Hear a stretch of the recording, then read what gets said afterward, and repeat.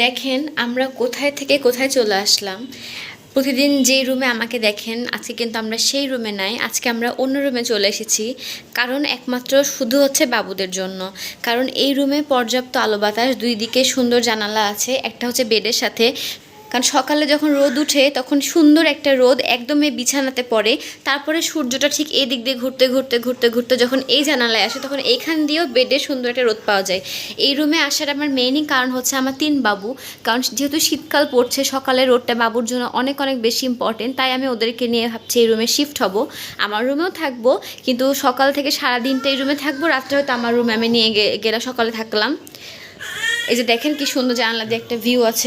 বিছানার এই সাইডের জানালা দিয়ে অনেক সুন্দর একটা ভিউ দেখা যায়। আমি আপনাদেরকে দেখাই, যদিও এটা পাশের বাসা।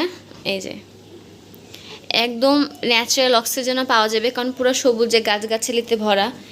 তো কেমন হয়েছে আমাদের এই পদক্ষেপটা অবশ্যই জানাবেন।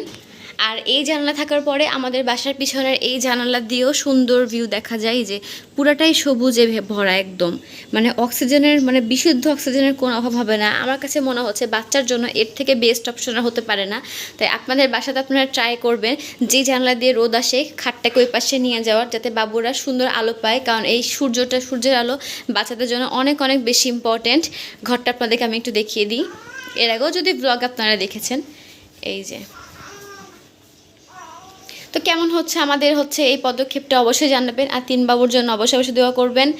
আজকে ভিডিওটা এই পর্যন্তই। সবাই সুস্থ থাকবেন, ভালো থাকবেন। সবাইকে আল্লাহ হাফেজ, আসসালামু আলাইকুম।